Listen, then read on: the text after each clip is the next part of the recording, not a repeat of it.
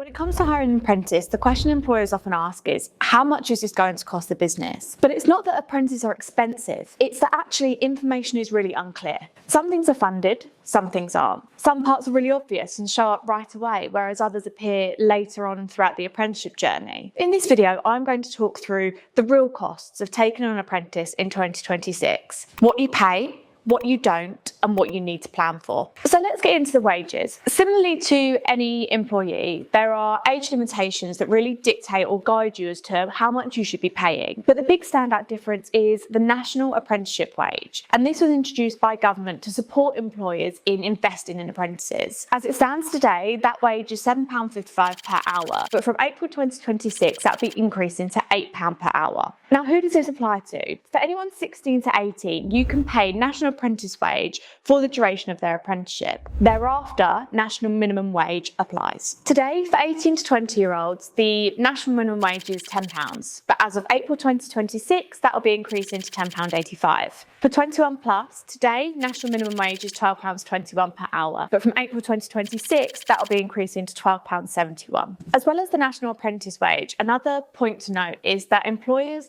that take on an apprentice that's paid under £967 per week and is under the age of 25 have no national insurance contributions to pay. Alongside this, employers also get £1,000 for free to support their apprentice, but we'll get into that later on in the video. The important thing to note with apprentice wages is, yes, while the national apprenticeship wage is there to support businesses, it's also strongly recommended that wages are reviewed in line with performance. Again, like you would for any other employee. Tie those increases to performance in the workplace, but also tag it to their learning journey. 3 years for an apprenticeship journey can be a long time, so it's important to stop and have those regular reviews throughout that duration and reward performance with pay. Outside of wages, the other costs that you would expect to pay as an employer are straightforward. And this is because they're exactly the same as everything that you're currently doing within your business. For example, workwear, PPE, any basic tooling or equipment that they're going to need to be able to complete their duties. But also think about travel to and from training facilities. If your apprentice is under the age of 18, as an employer, it's your duty to make sure that safeguarding, health and safety, and first aid protocols are all completely in place. And there may be a few additional costs when it comes to things like insurance policies, but usually these are really quite minor. The training side is usually what causes most confusion, but actually this is the most simple part. So training costs for apprenticeships are covered by government. But how this works depends on your business. So if you're a levy payer, for example, you're automatically paying into a levy pot, the growth and skills pot, which is automatically taken from payroll. This money sits in a separate account, and this is what's used to fund your training delivery. If you're a non-levy payer, currently, the government funds 100% of training costs for any apprentice under the age of 22. If you take on an apprentice over that age, then you, as the employer, would be looking to pay 5%.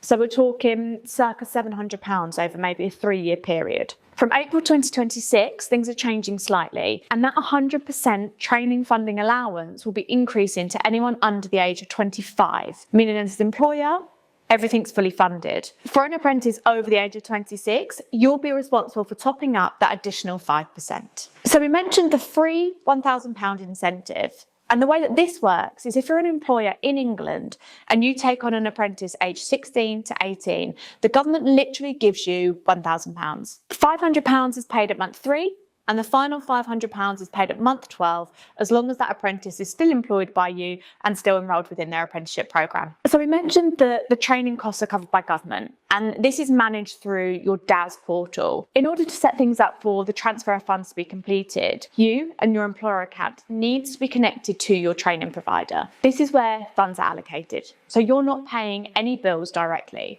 Having said this, there are some additional costs that come into play, but this is really dependent on the type of training that you go for. So let's get into those. Firstly, if your apprentice is on what's called a block release, where they may be going off to a training provider that's a bit further away than your place of employment and staying there for up to a week, there are costs associated with that. And these are travel to and from the training provider. These are hotel or accommodation and some of the meals that will be included. Typically, we see training providers invoice employers for those directly. If it's a day release model and the apprentice is going to a more local training facility, then again, you as the employer are still responsible for said travel costs. Lastly, there's an on-site delivery option, and this is where a trainer comes into your business and the apprentice stays with you 5 days a week. From a cost perspective, this is the most cost-effective option, as really there are no costs above standard employment costs that you should be incurring. With these additional costs, it's so important that you make sure you're on top of these, because there's a fine balance between paying a minimum wage, but then also expecting an apprentice to incur business expenses. By doing so, this can put them below the national minimum or national apprentice wage threshold. And this is something HMRC will be actively looking into. As well as wages and the essential costs, it's also really important that business factor in the cost of actually managing an apprentice properly.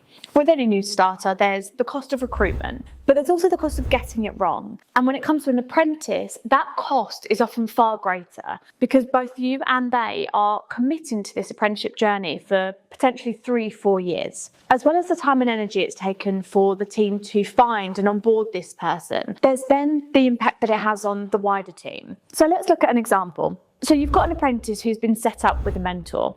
Currently, that mentor is not able to operate at their existing productivity levels because they're using some time and energy to support the apprentice, which is all part of the journey. But actually, that apprentice isn't quite picking things up, integrating with the team, or learning as quickly as everyone would have hoped. This then becomes a problem. Things start to completely fall apart. The apprentice doesn't become productive and disengages, and you've lost the buy-in from the wider team. To combat this and avoid it happening in the first place, recruitment is so vital, and that's where Apprenticeship Central come in. For less than £1,000 that the government give you for taking on an apprentice in England, we do all of your recruitment campaigns, making sure that they're seen by the right audiences. We screen and vet candidates and ultimately make sure that the people we're presenting are qualified, job ready, and the right fit for your specific business needs. Recruitment, though, is just the start. And any successful apprenticeship is measured on retention, and retention thrives on structure. Through our Retain programme, we provide exactly that. Scheduled reviews, tracking what's happening both in and outside of the workplace, wellbeing support, setting up mentors for success, and ultimately ensuring that everybody that's involved in this apprenticeship journey can focus on what they need to be doing, and we take care of everything else. Once the costs are clear, the next question is, what do businesses get back? And actually, apprenticeships create value in multiple ways, and most of it shows up earlier than employers expect. As the apprentice gains confidence, they start taking smaller tasks off your more senior staff. This allows your qualified technicians or staff members to take on high-value work and increases output without increasing headcount. Apprentices also tend to stay longer once they're qualified.